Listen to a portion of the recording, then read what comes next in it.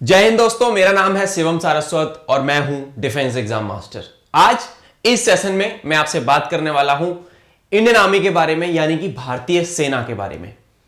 आप लोगों ने बहुत बार सुना होगा कि इंडियन आर्मी दुनिया की एक बहुत पावरफुल और स्ट्रॉन्ग आर्मी मानी जाती है। तो उसके बारे में हम जानेंगे, एक जनरलाइज्ड इंफॉर्मेशन के माध्यम से हम सारी चीजें कवर करते हुए सीखेंगे।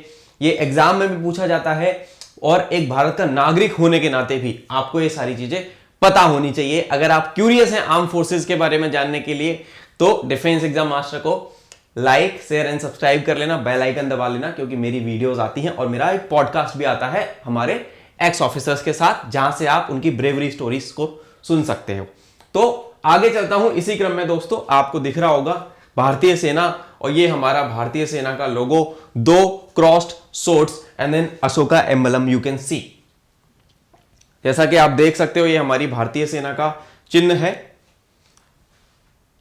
और ये कहां से आया? The safety, honour and comfort of the country comes first always and every time. The honour, comfort of the man you command comes next, and your own ease, comfort and safety comes last always and every time। ये दिया था field marshal Philip Chetwode ने जब IMA बनी थी देहरादून में। IMA कब बनी थी? आईएमए बनी थी आपकी 10 दिसंबर 1932, इंडियन मिलिट्री एकेडमी देहरादून।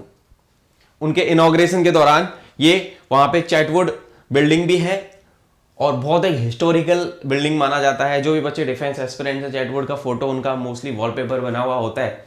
और जब हम लोग भी तैयारी करते थे तो चैटवुड का हम लोग एक वॉलपेपर बना के रखते थे ताकि हमें इंस्पिरेशन मिलती रहे।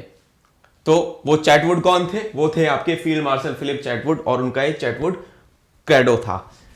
एंड हर एक भारतीय होने के नाते, भारतीय सैनिक होने के नाते, every soldier of Indian army, every officer of Indian army lives up to this motto. तो उसी क्रम में मैं थोड़ा सा हिस्ट्री में जानना चाहूंगा कि क्या है आर्मी, क्या होती है आर्मी, क्यों जरूरी होती है किसी भी देश के लिए।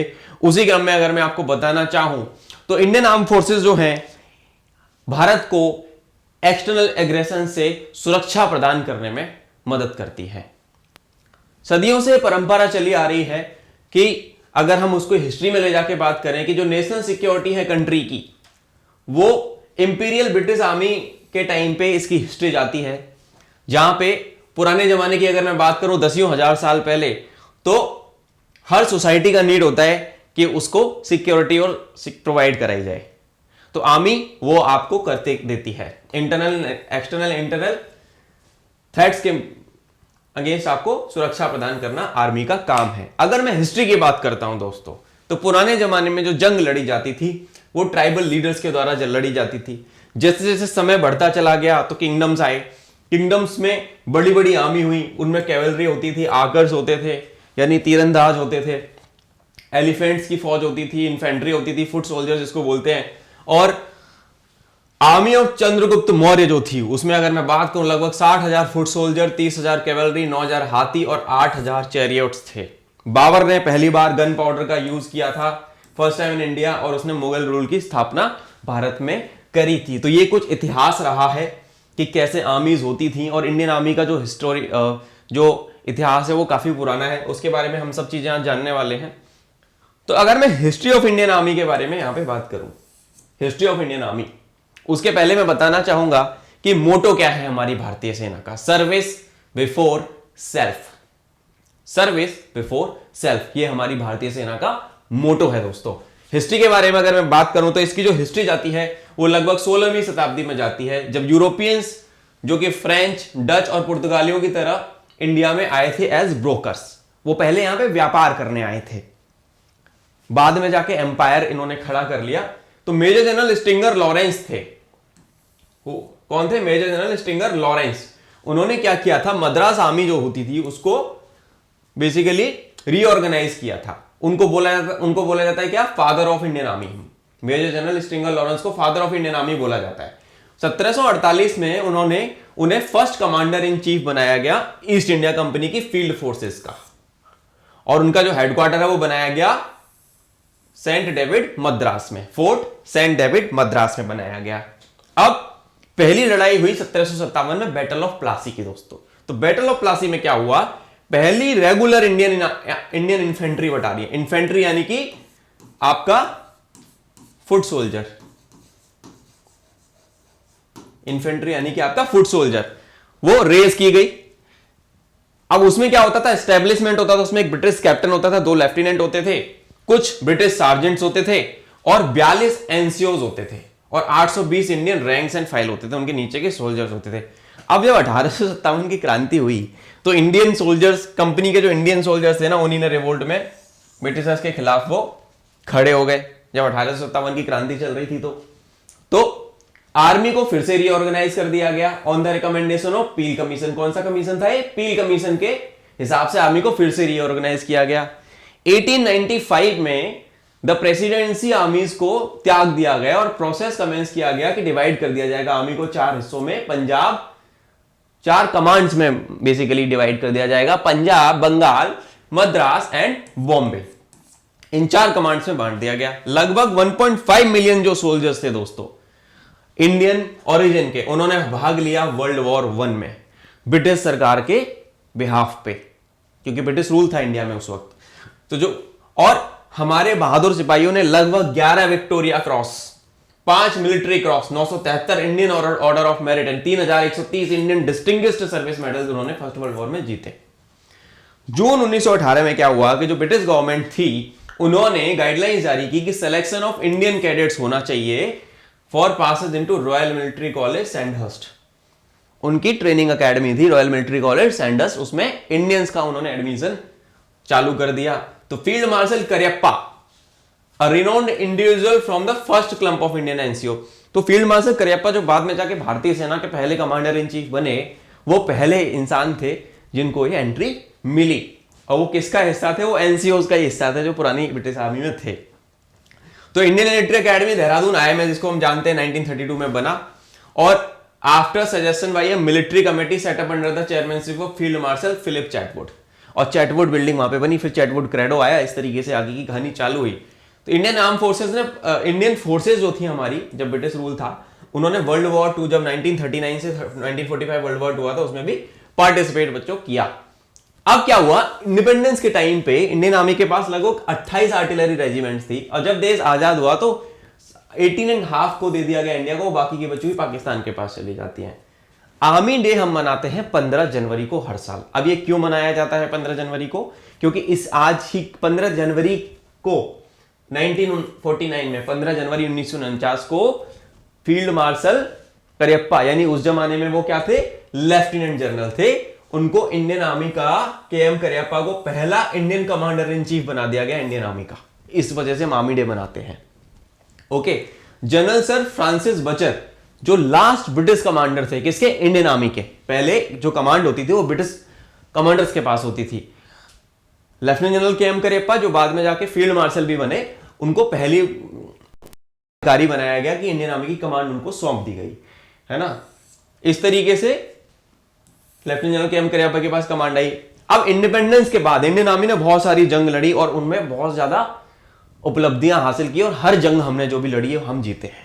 तो उसमें कौन कौन सी जंगें हमने लड़ी, हमने इंडियन आर्मी ने लड़ी, पहला कश्मीर वॉर 1947 में जब देश आजाद हुआ तो पहला कश्मीर वॉर हुआ दोस्तों। इंडो चाइना वॉर 1962 आप जानते हो, इंडो पाक war of 1965, India Pakistan war of 1971, and उसके बाद सियाचिन कॉन्फ्लिक्ट 1984 में जब हुई, और कारगिल वॉर 1999। इंडियन आर्मी ने एक्टिवली पार्टिसिपेट किया ऑपरेशन पोलो, जो हैदराबाद को इंडिया में मिलाने वाला ऑपरेशन था 1948 में जो हुआ, ऑपरेशन विजय जब गोवा दमन द्वीप को 1961 में भारत में मिला लिया गया, ऑपरेशन ब्लू स्टार जहां पे हमने जनरल सिंह भिंडरवाला के खिलाफ 1984 में एक सेपरेटिस्ट लीडर था उसके खिलाफ ऑपरेशन किया, वहां पे भारतीय सेना ने पार्ट लिया। ऑपरेशन मेघदूत सियाचिन ग्लेशियर को वापस लेने के लिए 19 किया गया था, उसमें भारतीय सेना ने पार्ट लिया। उसके बाद ऑपरेशन पवन जो एलटीटीई जो श्रीलंका में ऑपरेट करता था, उसके आगे 1987 में पार्ट लिया इंडियन आर्मी ने। ऑपरेशन ब्लैक टॉर्नेडो, ये ऑपरेशन था जब 2008 में मुंबई में हमले हुए थे, और operation cyclone in the wake of 2008 Mumbai terror attacks. अब अगर मैं बात करता हूं ऑर्गेनाइजेशन ऑफ इंडियन आर्मी के बारे में, तो इंडियन आर्म फोर्सेस के जो सुप्रीम कमांडर हैं वो है president of India, president the supreme commander of Indian arm forces. तो Indian army comes under the jurisdiction of ministry of defence में आती है। भारत की अलग अलग जो और जो आर्म फोर्सेस हैं, जैसे इंडियन नेवी है, ठीक है, जिसके बारे में मेरी वीडियो है, ऑलरेडी वीडियो है, मैं यहाँ आई बटन में डाल दूंगा, आपको आई बटन में देख लेना। इंडियन नेवी पे भी मैंने वीडियो बनाई है, all about Indian navy and all about Indian air force, मैंने वो वीडियो बना रखी है, डिस्क्रिप्शन में मैं लिंक दे दूंगा, आप उनको भी देख लेना। इंडियन नेवी दोस्तों, इंडियन एयरफोर्स, ये अदर आर्म्स है, and then ICG, Indian coast guard. तो कोस्ट गार्ड तो खैर रिसेंटली बहुत नई ब्रांच हो गई। तो इस तरीके से दोस्तों क्या हुआ है, इनके बारे में हमें पता लगा। अब आर्मी किसके अंदर आती है? It comes under ministry of defence. Army comes under ministry of defence, okay, government of India. Defence minister of India जो है, उनकी मिनिस्ट्री को लीड करते हैं। उनको असिस्ट करने के लिए कौन होता है? There is a defence secretary and a newly created chief of defence staff. Chief of defence staff की जो पोस्ट है 2019 में आई दोस्तों, जो भारत सरकार ने दिसंबर 2019 में लॉन्च की। Chief of defence staff along with department of military affairs, ये बनाया गया था दिसंबर 2019 में, याद रखना। तो chief of defence staff apart from being the head of the military affairs is also permanent chairman of chief of staff committee. वो कौन होते हैं? परमानेंट चेयरमैन होते हैं चीफ ऑफ स्टाफ कमेटी के। कौन? सीडीएस। पहले जो हमारे सीडीएस बने वो थे जनरल बिपिन रावत, ठीक है ना। General Bipin Rawat was the first CDS of India. और जो सीडीएस होते हैं, अभी सीडीएस कौन है? आप मुझे कमेंट करके बताना कि अभी जो सीडीएस होते हैं वो ही also act as the principal military adviser to the defence minister on all matters related to the tri services. वो एक मिलिट्री एडवाइजर की तरह काम करते हैं डिफेंस मिनिस्टर के लिए सारे मैटर्स पे जो कि आर्म फोर्सेस से रिलेटेड होंगे। ठीक है दोस्तों, यहां तक आपको समझ में आया। अब अगर मैं बात करूं कि कमांड लेवल पे क्या क्या चीजें होती हैं, किस तरीके से लीड की जाती है, टॉप में क्या होता है, उसके नीचे क्या होता है, उसके नीचे क्या होता है, इस तरीके की अगर मैं बात करूं तो सबसे पहले आता है आर्मी हेडक्वार्टर। आर्मी हेडक्वार्टर में होता है chief of the army staff, he is a 4 star general.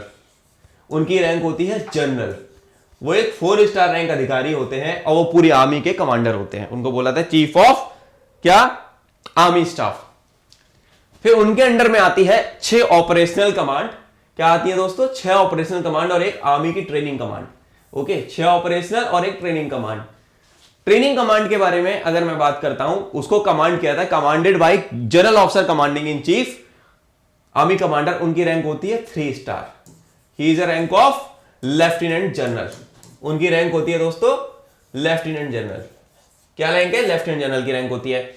उनके अंडर में अगर मैं आता हूं ट्रेनिंग कमांड में, तो ट्रेनिंग एस्टेब्लिशमेंट आ जाते हैं आर्मी के सारे, जिसमें कैटेगरी ए वाला जो होता है that is being led by 3 star, again 3 star lieutenant general, and उनके नीचे मेजर जनरल आ जाते हैं।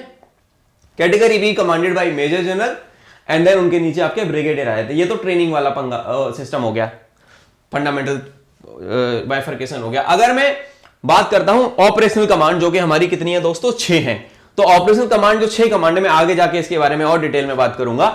जो कमांड की जाती है general officer commanding in chief, जिनकी रैंक होती है लेफ्टिनेंट जनरल, वो भी क्या होते हैं? 3 स्टार अधिकारी। He is also a 3 star officer दोस्तों। ऑपरेशनल कमांड के नीचे आती है कॉप्स। जैसे मैं I am born and brought up in Mathura, तो वहां पे स्ट्राइक 1 कॉप्स है, 1 कॉप्स है वहां पे मथुरा में, ठीक है, जिसको लीड करते हैं लेफ्टिनेंट जनरल रैंक के एक अधिकारी, जिनकी रैंक क्या होती है? He is again a 3 star officer commanded bye general officer commanding in chief, जिसको बोलते हैं कॉप्स कमांडर। ओके, जिसमें 3 से 4 डिवीजन आती है। कितनी डिवीजन आती है? 3 से 4 डिव आती हैं, डिवीजन इसको बोला जाता है। डिवीजन को हेड करता है डिवीजन कमांडर, जिनकी रैंक होती है major general. Major general is 2 star rank officer. Major general is 2 star rank officer, जो डिव को हेड करते हैं। ठीक है दोस्तों, तो इस तरीके से हमारी डिव का सिस्टम होता है।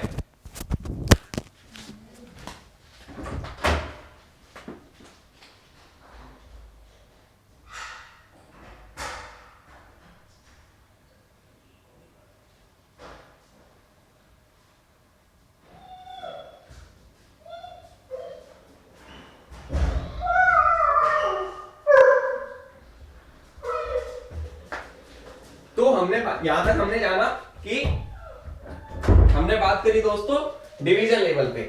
हमने देखा कि डिव लेवल पे जो होते हैं वो होते हैं आपके कमांडर। कौन होते हैं? जनरल ऑफिसर कमांडिंग, जो कि मेजर जनरल की रैंक के एक अधिकारी आपके होते हैं। यहां पे हमने ये वाली बात जानी। अब उसके नीचे आती है हमारी ब्रिगेड, जो कमांड करी जाती है ब्रिगेड कमांडर के द्वारा। जो किसके द्वारा कमांड की जाती है दोस्तों? ब्रिगेड कमांडर के द्वारा। उनकी रैंक क्या होती है? उनकी रैंक होती है ब्रिगेडियर। क्या रैंक होती है उनकी बच्चों? ब्रिगेडियर। उनकी रैंक होती है brigadier. Brigadier is a 1 star rank officer. Okay, कभी आपने देखी होगी कोई गाड़ी जाती है काले कलर की, या आर्मी की गाड़ी जाती है जिप्सी सफारी स्टॉर्म वगैरह, उस पर 1 स्टार बना, यानी कि कोई ब्रिगेडियर साहब जा रहे हैं। ओके, तो उनकी रैंक होती है ब्रिगेडियर। उसके उनके अंदर में आ जाती है क्या? 3 से 4 बटालियन और सपोर्ट एलिमेंट आ जाते हैं। ब्रिगेड से नीचे अगर मैं बात करता हूं तो बटालियन और रेजिमेंट आ जाते हैं, जिसको कमांड करता है सीओ या कमांडिंग ऑफिसर, जो रैंक होती है उनकी कर्नल। उनकी रैंक क्या होती है दोस्तों? कर्नल। उनकी रैंक होती है आपकी कर्नल। अब अगर मैं उसके नीचे बात करूं तो उनके नीचे आ जाती है rifle company. Rifle company is being commanded by lieutenant colonel और अ मेजर। ठीक है, जिसको कंपनी कमांडर बोला जाता है, कमांडेड बाय कंपनी कमांडर। इसको क्या बोलते हैं? कंपनी कमांडर दोस्तों। It is being called as company commander. अब कंपनी कमांडर के नीचे आती है प्लाटून। प्लाटून को लीड करता है एक जेसीओ, जूनियर कमीशन्ड ऑफिसर। ठीक है, कौन कौन इसको लीड करता है? एक जेसीओ। और इसको कौन लीड करता है दोस्तों? यहां पे मैंने बात करी, यहां पे बटालियन या रेजिमेंट को कर्नल साहब, कंपनी कमांडर। ठीक है, यहां पे लेफ्टिनेंट कर्नल या आपके मेजर हो गए, ये हो गए आपके क्या? Company commander. और प्लाटून को लीड करते हैं एक जेसीओ साहब, जूनियर कमीशन्ड ऑफिसर, जिनको बोला जाता है, इनको क्या बोला जाता है दोस्तों? जेसीओ। और जेसीओ के अंदर, इसके अंदर आ जाते हैं आपके 3 सेक्शन। इनके अंदर क्या आ जाते हैं दोस्तों? 3 सेक्शन आ जाते हैं। इसके नीचे सेक्शन आता है जो कमांड करता है कौन? एक हवलदार रैंक। और उनके अंदर आ जाते हैं 10 बंदे, जो स्मॉलेस्ट कंपोनेंट होता है। इसको कौन करता है? हवलदार।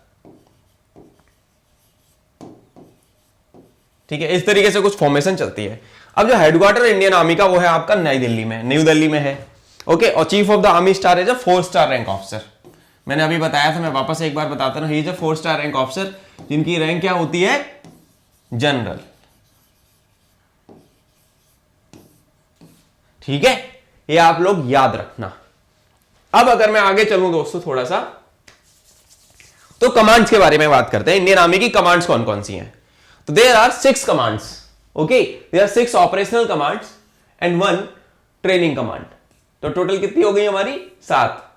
ऑपरेशनल कमांड में कौन कौन सी आती है? ईस्टर्न कमांड, जो कि कोलकाता में है।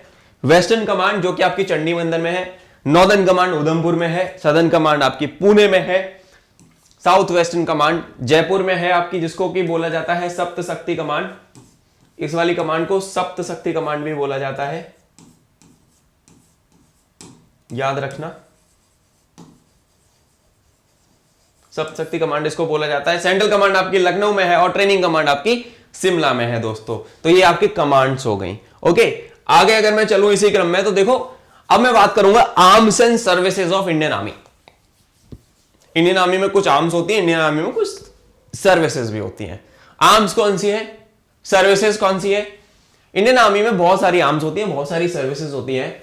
आर्म्स और सर्विसेज जंग लड़ने के लिए और एडमिनिस्ट्रेशन और मेंटेनेंस टास्क में काम आती हैं। कौन सी आर्म है, कौन सी सर्विस है? अब आती है कॉम्बैट आर्म्स, फिर आती है combat support arms. Combat arms की अगर मैं बात करूं तो इन्फेंट्री आपकी कॉम्बैट आर्म हो गई, मैकेनाइज्ड इन्फेंट्री आ गई और आर्मर्ड कॉर्प्स, ये आपकी कॉम्बैट आर्म्स है। इन्फेंट्री, मैकेनाइज्ड इन्फेंट्री और आर्मर्ड कॉर्प्स, ये आपकी फाइटिंग आर्म्स हो गई, यानी कॉम्बैट आर्म्स। फिर कॉम्बैट सपोर्ट आर्म्स होती हैं, वो होती हैं corps of engineers, corps of signals, army aviation corps, regiment of artillery and army air defence. तो यहां पे मैंने देखो बाइफर्केशन डाला हुआ है। आर्म्स में आपकी इन्फेंट्री आ गई, आर्टिलरी आ गई, कॉर्प्स ऑफ इंजीनियर आ गई, कॉर्प्स ऑफ सिग्नल आ गई, आर्मर्ड कॉर्प्स आ गए, army air defence, mechanised infantry, aviation आ जाएगी आगे जाके, है ना, एविएशन आ जाएगी। और इसमें अगर मैं बात करूं तो सर्विसेज में army service corps, army ordnance corps, army medical, army education, corps of electrical and mechanical engineers, इसको ईएमई बोलते हैं। ठीक है, MNS military nursing services, corps of CMP military police, and then आगे अगर मैं बात करता हूं तो इंटेलिजेंस कॉर्प, ओके, इसको आईसी बोला जाता है, और आपका army dental corps ADC.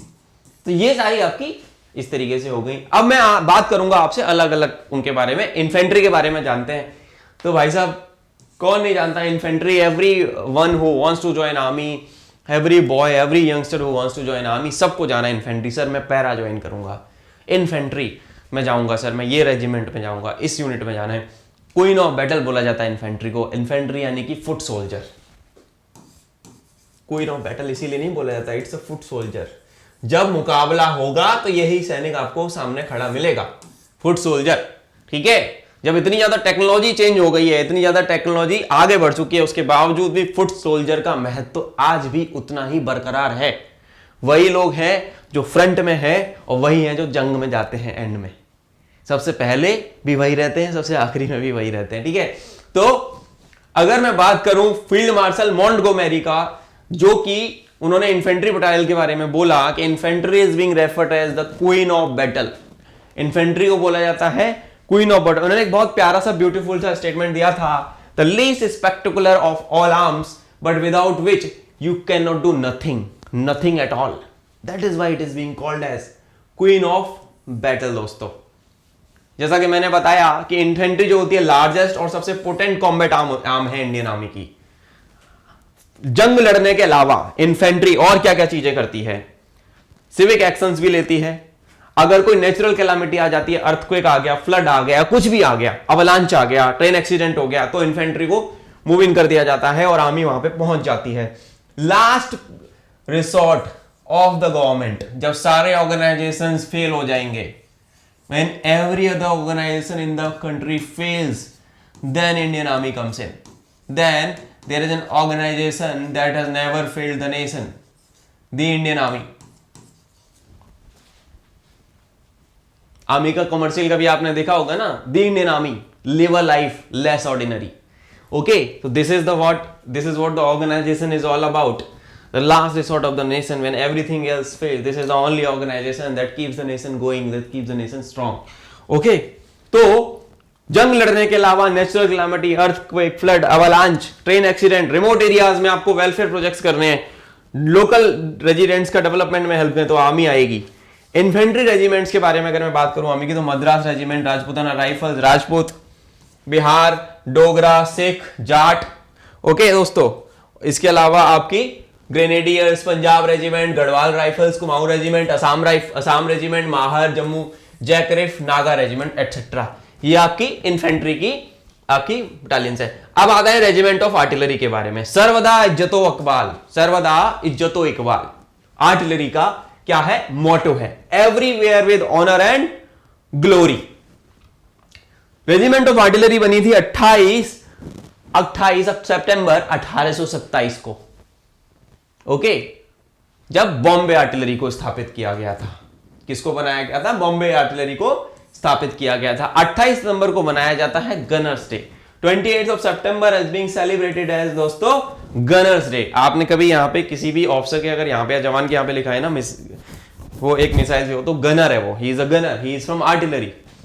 Okay, artillery has guns, mortars, rocket launchers, UAVs, unmanned aerial vehicles, surveillance systems, missiles, artillery fire power. ये मैक्सिमम डैमेज दे सकते हैं एनिमी को दूरी पे रह के भी। ओके, तो इसको इतना ज्यादा ताकत होता है कि it is used to destroy the fire power of the enemy, कि दूर रह के भी खत्म कर सकते हैं, खात्मा कर सकते हैं। स्कूल ऑफ आर्टिलरी जो है आपका देवलाली में सिचुएटेड है, जो कि नासिक में है। और नासिक कहां पे है आपका? महाराष्ट्र में है।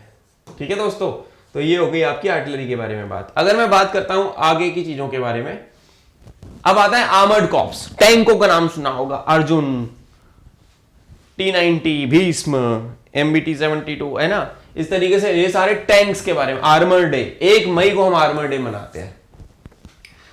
अब ये क्या हुआ था कि जो मोटराइजेशन चालू हुआ इनिशियल कैवलरी रेजिमेंट्स का 1938 में, जो सिंधे हॉर्स जो आपकी उसको पहली बार किससे फिट कर दिया गया? टैंक्स के साथ फिट कर दिया गया। आर्मर्ड कॉर्प्स को बोला जाता है modern day cavalry. Modern day घुड़सवार मान लो आप। तो जो कैवलरी का जो काम कर रहा है वो टैंक कर रहा है। ओके, टैंक्स को स्पीड, टैंक थोड़ा सा स्पीड में भी चलते हैं, कहीं पे भी चले जाते हैं, पानी में, समुद्र, पानी में, रेत में, कैसी भी कीचड़ खाचड़ वाली उबड़ खुबड़ रास्ते से निकल जाते हैं बैटलफील्ड के दौरान। हमारे पास लगभग 3000 से ज्यादा टैंक्स है जिनको बांटा गया है लगभग 60 आर्मर्ड रेजिमेंट्स में दोस्तों। हर एक के अंदर 50 टैंक होते हैं और कुछ अलग व्हीकल्स होते हैं। अब इसने हमारी जो आर्मर्ड कॉर्प्स है इतिहास के पन्नों में अपना नाम दर्ज करवाया हुआ है। पैटर्न टैंक्स का किलर बोला गया है इनको। वर्ल्ड मिलिट्री वॉरफेयर में सुपीरियर जो पैटर्न टैंक्स थे ना पाकिस्तानी आर्मी के, उन्होंने हमारे सेंचुरियन टैंक्स ने उनको धूल चटा दी थी, है ना। खेमकरन जो एक वो था ना, ग्रेवयार्ड बना दिया था उनको पैटर्न का 1965 इंडो पाक वार के दौरान। करेंटली जो आर्मर्ड कॉर्प्स का जो ट्रेनिंग सेंटर है, आर्मर्ड कॉर्प्स स्कूल इसको बोला जाता है, that is in Ahmednagar. Okay दोस्तों, फिर आती है मैकेनाइज्ड इन्फेंट्री जिसका कि मोटो है वेलर एंड फेथ। क्या मोटो है दोस्तों? Valour and faith. Mechanised infantry सबसे यंगेस्ट रेजिमेंट आप मान लो इंडियन आर्मी की।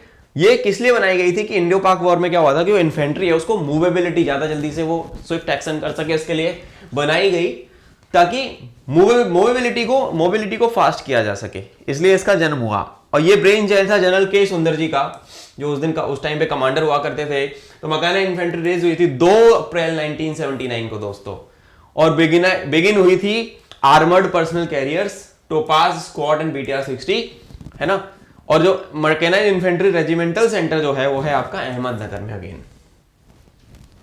फिर आता है हमारा कॉर्प्स ऑफ इंजीनियर्स, इसका है सर्वत्र। मोटो क्या है? सर्वत्र, यानी कि एवरीवेयर। कॉर्प्स ऑफ इंजीनियर का स्टार्टिंग हुआ था दोस्तों 1780 में, जब 2 पायनियर ऑर्गेनाइजेशन थे। मद्रास सैपर्स बने थे, Madras sappers, Bengal sappers, Bombay sappers को मर्ज करा गया 18 नवंबर 1932 को, और फिर कॉर्प्स ऑफ इंजीनियर अपने प्रेजेंट फॉर्म में आया।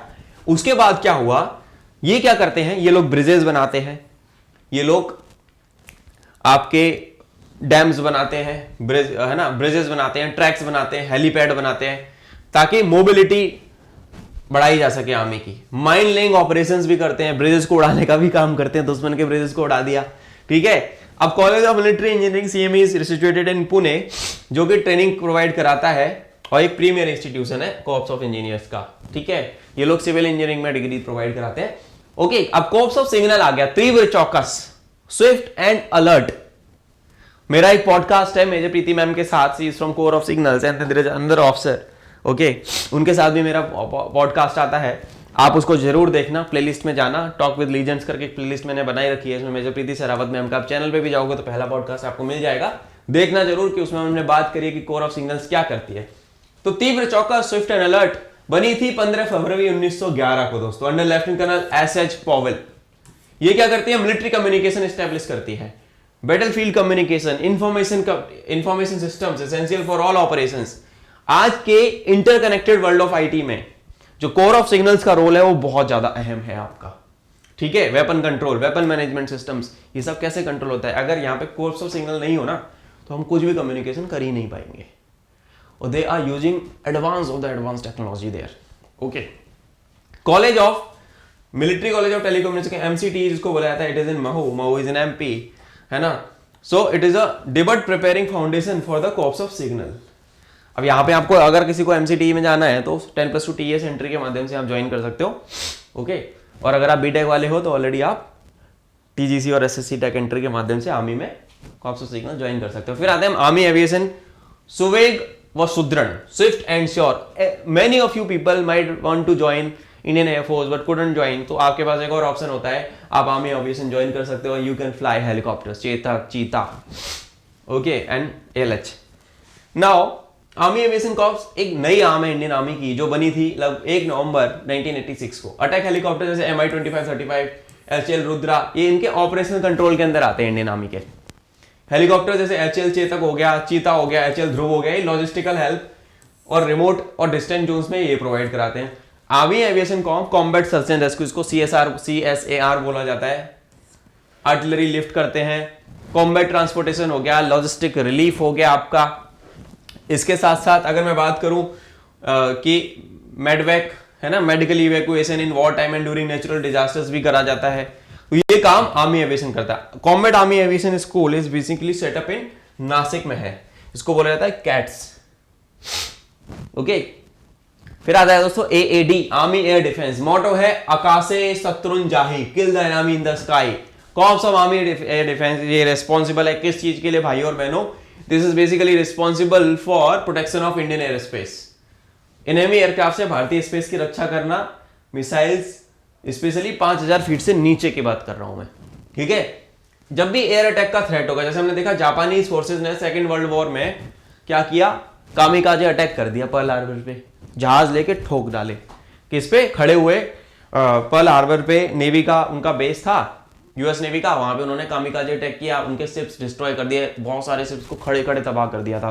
तो इसको देखते हुए बनाया गया 1939 में, इनका ओरिजिन जो है लगभग 1939 तक जाता है। तो corps of air defence artillery, बाद में इसको बना के कर दिया गया corps of army air defence 2005 में, ठीक है। तो इसका दोस्तों कुछ ये इस तरीके से रोल था। तो corps of army air defence 18 अप्रैल 2005। अब मैं बात करूंगा यहाँ पे रैंकिंग स्ट्रक्चर की। आपको यहाँ पे ऑफिसर्स की रैंक दिख रही होगी। यहाँ पे सबसे पहले सिपाही, फिर लांस नायक, नायक, हवलदार, ठीक है, क्वार्टर मास्टर, हवलदार, नायब सूबेदार, सूबेदार, सूबेदार मेजर, फिर ये ऑफिसर्स की रैंक आ जाती है यहाँ से लेफ्टिनेंट। जब आप सीडीएस और उसके माध्यम से एनडी के माध्यम से आपकी पहली रैंक जो लगेगी वो लेफ्टिनेंट लगेगी। फिर captain, then major, lieutenant colonel, colonel, brigadier, major general, lieutenant general, general, and then field marshal. There are only 2 field marshals till now. 2 field marshal हुए हैं दोस्तों अभी तक। कौन से? K M. Cariappa and K M. Cariappa and S.H.F.J.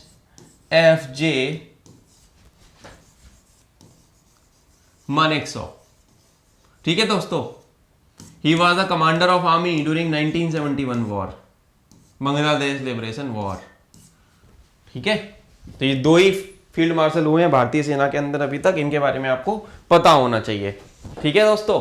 अब अगर आगे मैं थोड़ा सा चलना चाहूं, अब मैं बात करूंगा कमीशन्ड ऑफिसर्स की रैंक। जैसे मैंने लेफ्टिनेंट, कैप्टन, मेजर, मेजर के बाद लेफ्टिनेंट कर्नल, फिर आप कर्नल, फिर ब्रिगेडियर, फिर जनरल, मेजर जनरल, फिर लेफ्टिनेंट जनरल, फिर जनरल, एंड उसके ऊपर 2 फील्ड मार्शल की रैंक, वो तो ऑनरी रैंक्स होती है, बहुत ज्यादा उसके बाद मिलती है।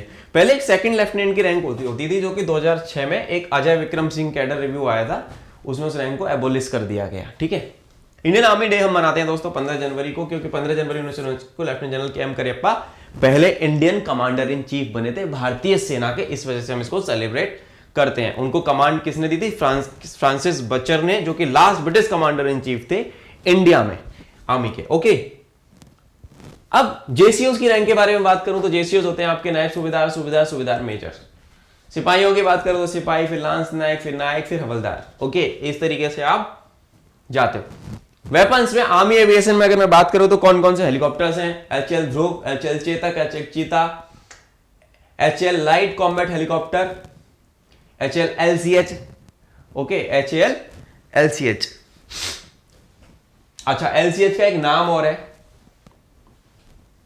उसका क्या नाम है मुझे कमेंट्स में आप लोग बताओगे। एचएल एलसीएच का एक नाम दिया गया, एचएल लाइट यूटिलिटी हेलीकॉप्टर, ये भी नई मात्रा में बन रहा है। बोइंग A64 अपाचे, कामोव का 26, एचएल रुद्रा, जो कि अटैक हेलीकॉप्टर है। It is a weaponised version of ALH। हम लोग यूएवीज भी यूज करते हैं, IWI इजराइल एरोस्पेस इंडस्ट्रीज का हीरोन सर्चर, एंड DRDO का रुस्तम यूएवी, ठीक है दोस्तों। आगे अगर मैं चलूं, हम आर्टिलरी में धनुष ओविजर यूज करते हैं, DRDO, ATAGS attacks, M46, Indian field gun mark 1, 2, 3 use करते हैं, K9 thunder, and Pinaka multi barrel rocket launcher. Pinaka का फुल फॉर्म क्या है?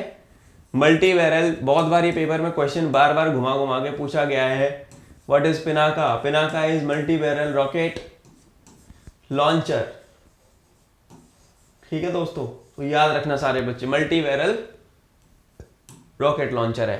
टैंक्स में हम Arjun mark 3, T90S, Bheeshma, NT72, Ajay. Infantry की अगर मैं बात करूं तो हमारे पास स्मॉल आर्म्स में क्या क्या हम यूज कर रहे हैं, मैं बात करूंगा pistol auto, 9mm automatic pistol हम यूज करते हैं, 6 और P226, ग्लॉक 17 वी यूज इट।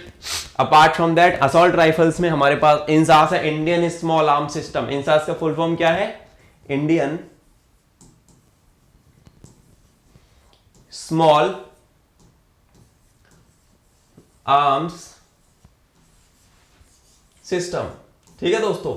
इंसास का फुल फॉर्म आपका ये है। इंसास का फुल फॉर्म क्या है? इंडियन स्मॉल आर्म्स सिस्टम, ठीक है। इस तरीके से हम इंसास यूज करते हैं। आगे की अगर मैं बात करूं कुछ और क्या क्या चीजें हैं, तो हमारे पास FN SCR है, IMI टेवो, TAR-21, AKM, AR-M1, ठीक है, ये हमारे पास है AK-103, AK-203, अब ये नई राइफल्स आ रही है। मशीन गन्स में INSAS, LMG, IMI, नागेव, MG2I1, NSV, HMG। Fighting vehicles में हमारे पास अभय करके है, अभय IFV है, BMP-2 सरत है, BMP-1 है। ठीक है, तो इस तरीके से कुछ चीजें थी। मिसाइल्स के बारे में आऊंगा थोड़ा सा, मिसाइल हम कौन कौन सी यूज करते हैं इंडियन आर्मी में। बैलिस्टिक मिसाइल्स होती हैं, देन क्रूज मिसाइल्स होती हैं। ठीक है, बैलिस्टिक मिसाइल्स में हम लोग प्रहार, पृथ्वी 1, पृथ्वी 2, पृथ्वी 3 अग्नि सीरीज यूज करते हैं, अग्नि 5 तक हमारे पास है। क्रूज मिसाइल में ब्रह्मोस।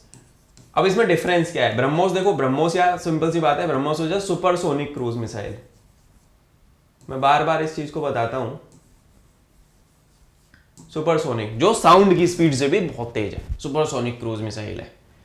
दुनिया की सबसे तेज सुपरसोनिक क्रूज है। निर्भय is subsonic cruise, subsonic cruise. ठीक है, ठीक है, ये मिसाइल है। सरफेस टू एयर में हमारे पास बराक 8 है, आकाश सरफेस टू 8 है, आकाश सरफेस टू एयर मिसाइल है। इस तरीके से हमारे पास ये वेपन्स थे। मैंने एक ओवरव्यू आप लोगों को आज दिया दोस्तों इंडियन आर्मी के बारे में। आई होप आप लोगों को ये सारी चीजें बहुत ज्यादा इंटरटेनिंग और इन्फॉर्मेटिव लगी। मैं चाहूंगा आप इस सेशन को शेयर करो अपने दोस्तों के साथ, हर उस नागरिक के साथ भारत के शेयर करो जिनको इंडियन आर्मी के बारे में नहीं पता। सारे यंगस्टर्स के साथ शेयर करो जो बच्चे आर्म फोर्सेस के एग्जाम्स की, NDA, CDS, FCAT की तैयारी कर रहे हैं, उन बच्चों के साथ आप शेयर कर सकते हो। इस पूरी PDF को आप डाउनलोड कर सकते हो, उस वीडियो के नीचे डिस्क्रिप्शन में मैं लिंक डाल दूंगा, वहां पे आप क्लिक करोगे, फाइल डाउनलोड हो जाएगी आपकी। और आप चाहते हो कि ये अनोटेड वाली PDF भी मिल जाए तो उसको भी आप डाउनलोड कर, ये मेरा टाइप्ड PDF है, वो आप डाउनलोड कर सकते हो। अगर आप डिफेंस एग्जाम्स की तैयारी कर रहे हैं, NDA, CDS, FCAT या SSB की, तो आप मेरे नंबर पे मुझे रीच आउट कर सकते हो। ये मेरा नंबर है 7017587044। ठीक है, इस नंबर पे आप मुझे व्हाट्सएप कर सकते हैं अपने नाम, नंबर, ईमेल आईडी और डेट ऑफ बर्थ के साथ कि सर मुझे इस एग्जाम की तैयारी करनी है, मैं आपको हेल्प कर दूंगा। उसके अलावा एक और नंबर मैं यहाँ पे दे रहा हूँ, that is our customer care number. इस नंबर पे आप रीच आउट करोगे, आपके जो भी जनरल डाउट्स हैं वो दूर हो जाएंगे। आप यहाँ पे क्वेरीज सॉल्व कर सकते हो। और अगर आप एक सीरियस एस्पिरेंट हो, आर्म फोर्सेज में जाना ही जाना है, फॉर हेल्प इस नंबर पे आप व्हाट्सएप करें। और आपको अगर कोर्स में आना है, बैच ज्वाइन करना है, आप सीरियस एस्पिरेंट हो, आप इस नंबर पे मुझे व्हाट्सएप करना। ठीक है दोस्तों, ये मेरा नाम है शिवम सारस्वत। मैं आपसे जुड़ा था अपने चैनल डिफेंस एग्जाम मास्टर के नाम से। और ये चैनल एक खजाना है आपके कंटेंट के माध्यम से।